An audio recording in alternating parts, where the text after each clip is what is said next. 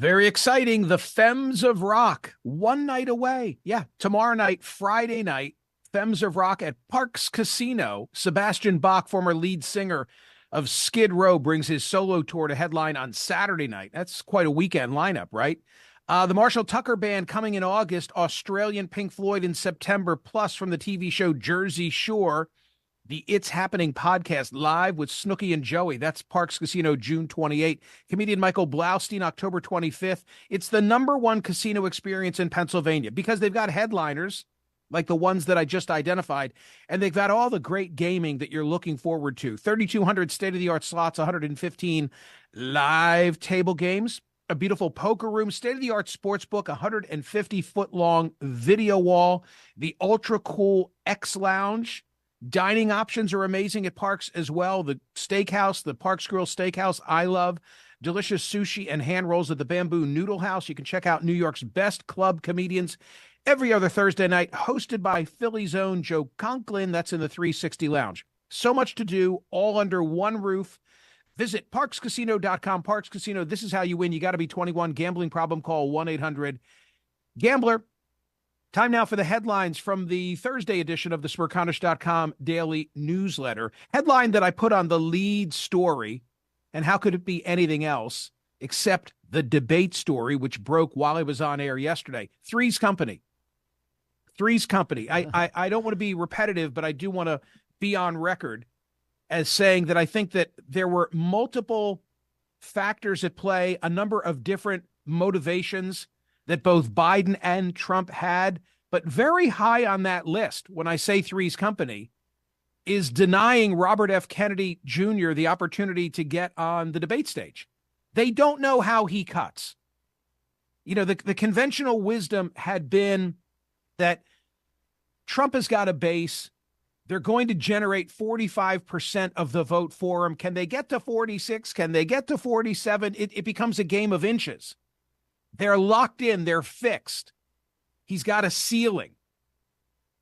And therefore, you know, when you throw somebody else into the mix and they pull from Joe Biden, then it elevates Donald Trump, and Robert F. Kennedy would be that spoiler for Joe Biden. And then what ended up happening? Polling data came out within 48 hours of 15 Kennedy family members, 6 of them siblings of RFK Jr. Within 48 hours of that campaign appearance, and I remember it so well, the Washington Post had a story, and they said that in the president's mind, that was like the high water mark of his campaign, being surrounded by all the Kennedys. He grew up, the Bidens, as an Irish Catholic family, revering the Kennedy clan. And now to be surrounded by the Kennedys, embracing his candidacy, even though a Kennedy is in the race, like this was heaven. This was nirvana. Remember, Joe sits in the Oval Office with a bust behind him of RFK. And as I've said, it's been the son who has cast a shadow over the Biden campaign. They've looked at him as a spoiler. Okay, get back to your point, Michael. My point is that within 48 hours of that event in Philadelphia, a brand new NBC News poll came out, and there were others. In a head-to-head, it was Trump leading Biden 46-44. Trump leading Biden by 2. And now you put RFK Jr. into the mix. And what happened? It flipped, and it became Biden 39, Trump 37. It's like, whoa, wait a minute. Maybe Bobby helps us. I can only imagine the amount of money that is being spent behind closed doors at the DNC and by the Biden campaign as they are focus grouping, polling, and trying to evaluate the Kennedy factor.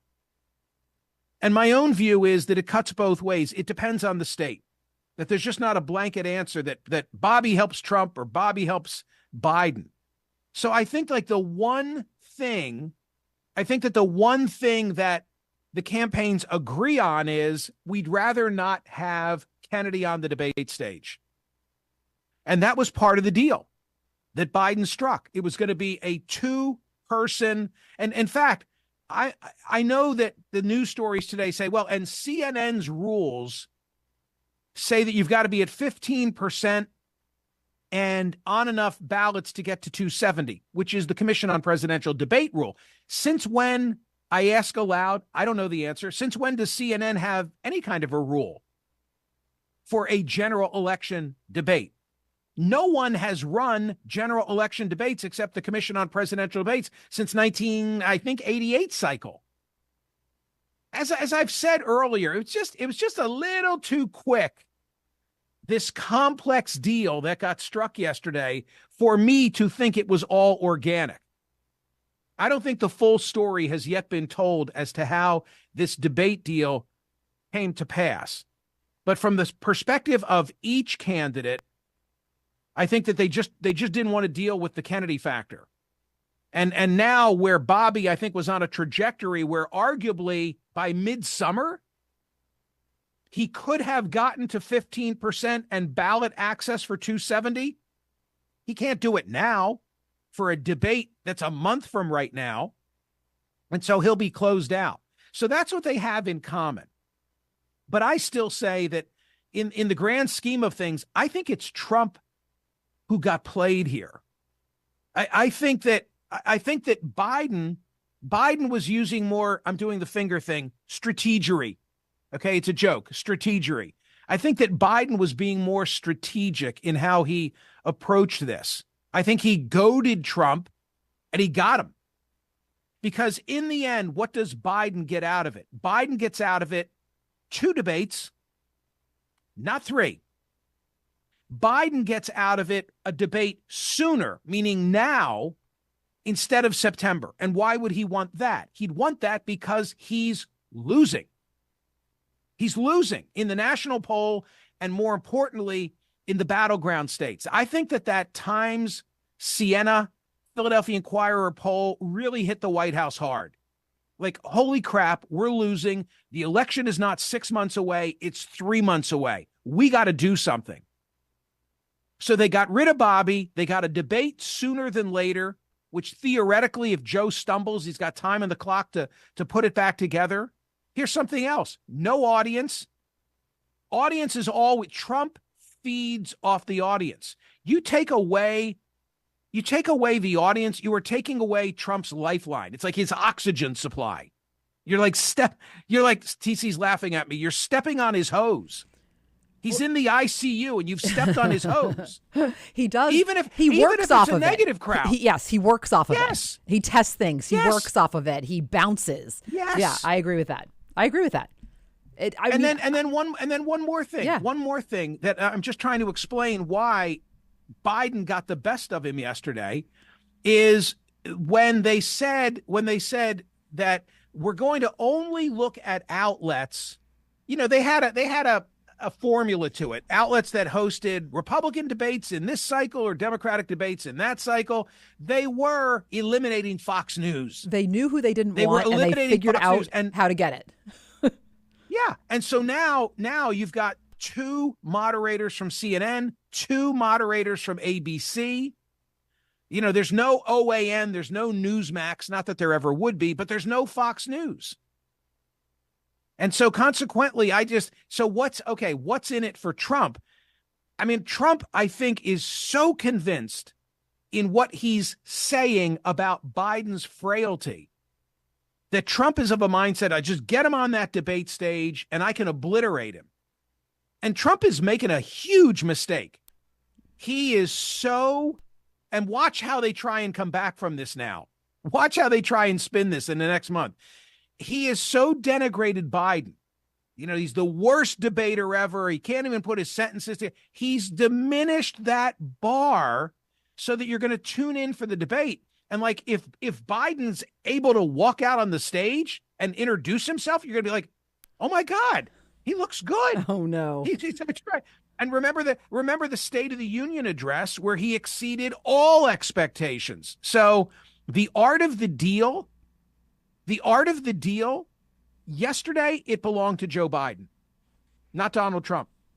And I think the Trump people are going to wake up to this fact today.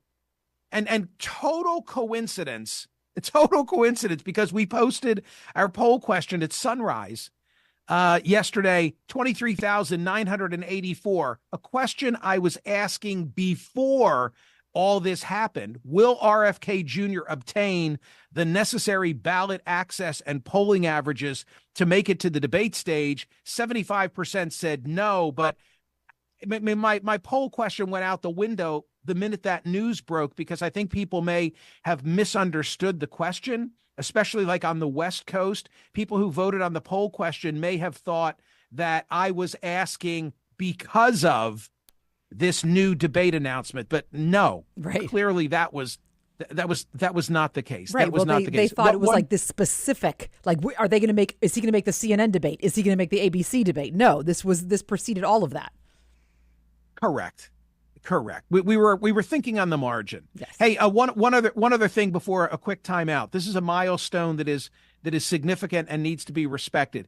TC has just released her 200th episode. Actually, some people are wondering, 200th episode of TC After Dark. And I know that there's some conversation, as Trump would say, people are asking, right, on how many of the 200 has Michael appeared? And if you presented that fractionally or, on a decimal basis, I don't know, I think it's like 0.004. Michael, you're my most frequent guest. What are you talking about? What is that? Twice? No. Twice? We did okay. When you listen to my 200th episode, you'll see that it's a look back on the 200. And you were a big part of that. And I talked about our long form, like have a cigar, old school, lunch. That was like we awesome. did long form, but then we also did like little tiny bites of things and Smerconish diaries, and you stopped in from time to time. You are my most frequent and my best guest and my biggest cheerleader. My favorite. So can I just say thank you. Thank you. Yeah. You don't have to thank me. I am thank thanking you every day. But listen, my favorite, I'm biased, but my favorite TC After Dark episode, and I also love it for the backstory, is old school. Because we had this idea that we would get in the car together and we would drive to all my old schools, my elementary. I'm sorry to make it about me, TC. No, but about my best. Elementary school, my junior high school, and my high school. And I just riffed and told like 70% of the versions of the stories to TC because it is a family audience. And then we had a snafu with recording. And when TC told me, we decided tomorrow. We're doing it again. We came back. Am I right? Yes. And we did it again. Yep. We just did it again the next day. And it's like so typical of the two of us. It was wonderful, right? And it was, and we retold, but then there were more stories or different stories, and right. It was really something. I think the versions changed from like Saturday to Sunday. They became better or worse stories. I'm not sure which, but it was fun. And we took pictures. Yes. And we took pictures. And the community where I was born and raised just kind of lent itself to that car ride. Yeah, it was wonderful. So, it was a great field trip. Fun. And that was old school. It was funny. And I remember we talked about putting listeners on a bus and people are still talking about that. Like at the Mingle project in Sellersville, they were like, "When are we doing the tour bus of Doylestown?" For sure. Oh my God! I know. Oh my God! The best. All right, don't tempt me. Okay. But anyway, congratulations to TC. Please listen to TC After Dark. 200 episodes is a hell of a milestone, and we congratulate her. Thank you. Okay, more headlines now. More headlines now from the Thursday edition of the newsletter. How about today's poll question? Would a guilty verdict in the New York case damage Trump politically, or are views about him already baked in? Go and vote on that question. And I'm telling you now, I smell poll question for tomorrow with this whole Romney story. Do we have any of the audio? Mitt Romney was on MSNBC with Stephanie Ruhle, and he said that if he were president, he would have pardoned Donald Trump. I think President Biden made an enormous error. He should have fought like crazy to keep this prosecution from going forward. It was a win-win for Donald Trump. If Donald Trump is exonerated... Is that Joe Biden's job, or is that shouldn't there be a separation? I've been around for a while. If LBJ had been president and he didn't want something like this to happen, he'd have been all over that prosecutor saying, "You better not bring that forward or I'm going to drive you out of office." But I'm pretty sure you support having separate but equal branches of government. I do, but I also, let me tell you, I mean, you may disagree with this, but had I been President Biden, When the Justice Department brought in indictments, I would have immediately pardoned him. I'd have pardoned President Trump. Why? Well, because it makes me, President Biden, the big guy, and the person I pardoned, the little guy. Bad word choice. The Biden people don't want to be using the word choice of the big guy. I'm sure Romney wasn't thinking about the Bobolinsky implications of that. Stephanie Rule had a good follow-up question when she said, what about the separation of powers? That's a good argument for her to raise about leaning on a state prosecutor. Of course, the president does have pardon power, but I love that question as something that we could raise tomorrow. Don't miss Steve Breen's genius cartoon today, editorial cartoon in the newsletter. TC, do you want to describe? Yes. So I think it's funny that you say that you love this one so much, because I was like, oh my gosh, whoa. I love it. All right. So you have Biden on one side doing his speech. Are you better off now than you were 4 years ago? And on the other side, you have the U.S.-Mexico border and migrants above the U.S. border. So in the U.S. all saying, see. Are you better for it? See, we are. No. Gracias. No. What do you mean, no? Oh, it's cringeworthy. I love it. And I'm going to tell you something, Steve, and I don't ask for this. He sent to Alice and me last night 3 different cartoons. Were they close? Were they similar? No. Totally different. Oh, that's so and interesting. I made my decision in 6 seconds. I'm like, you're offering me this? I love this. Now I'm curious what the other ones were. Awesome. Yeah, well, he's just so damn proficient at cranking them out. Gerald Posner's got a good piece in the newsletter today. Are smartphones starving adolescent brains? This is a subject of ongoing interest related to the Mingle Project for me. Key paragraph: social media is unquestionably an irresistible magnet for kids, but Dr. James Winston, a Miami Beach-based psychologist with 30 years of experience in the field of addiction, says putting the blame on social media is too simplistic. Winston believes that the culprit is the device itself, the smartphone. Okay, but that's like saying, hey, don't blame the smokers, blame the tobacco company. I don't care how we get there. This doctor says smartphones are starving the brain. At least we can all agree that we got a problem on our hands with this. Tell me about the Kansas City Chiefs kicker at Benedictine College's commencement, Harrison Butker. So this is getting a lot of attention because of things that he spoke about, roles of women and roles of men. But I think it might just be a case of know thy audience, because Benedictine College is a very conservative Catholic college, and part of their adherence is to church teaching and practices. It's a big conservative movement. He's a conservative Catholic himself, and especially what he said about women has caused a reaction outside the college. But I would like you to listen carefully to the reaction inside the college. Here he is. I want to speak directly to you briefly, because I think it is you, the women, who have had the most diabolical lies told to you. How many of you are sitting here now, about to cross this stage, and are thinking about all the promotions and titles you are going to get in your career? Some of you may go on to lead successful careers in the world, but I would venture to guess that the majority of you are most excited about your marriage and the children you will bring into this world. I can tell you that my beautiful wife, Isabel, would be the first to say that her life truly started when she began living her vocation as a wife and as a mother. I'm on this stage today and able to be the man I am because I have a wife who leans into her vocation. I'm beyond blessed with the many talents God has given me, but it cannot be overstated that all of my success is made possible because a girl I met in band class back in middle school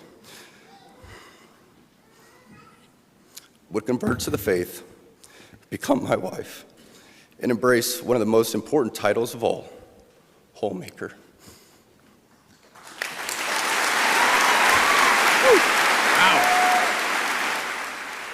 So there you go. Mixed reaction, shall we say, from further afield, but very well received with a huge standing ovation. He also talked to the men and said, you got to embrace your masculinity. Enough of this, thinking that it's toxic, that this is a positive thing. So his message, again, I think he was speaking to a very specific audience, not to the world at large. That is my take on Butker.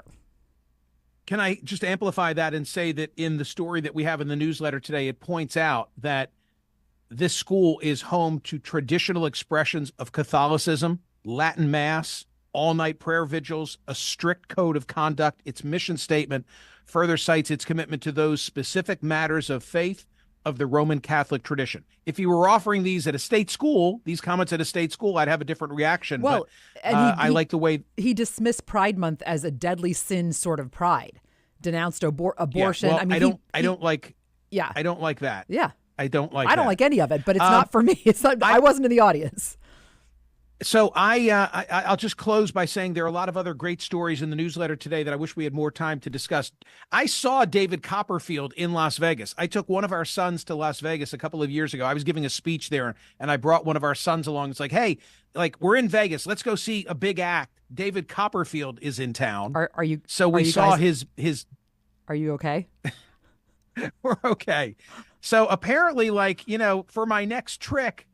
How about this? He had a little something up his sleeve. I shouldn't even make jokes about it. We're not making jokes about it. No, because there are allegations.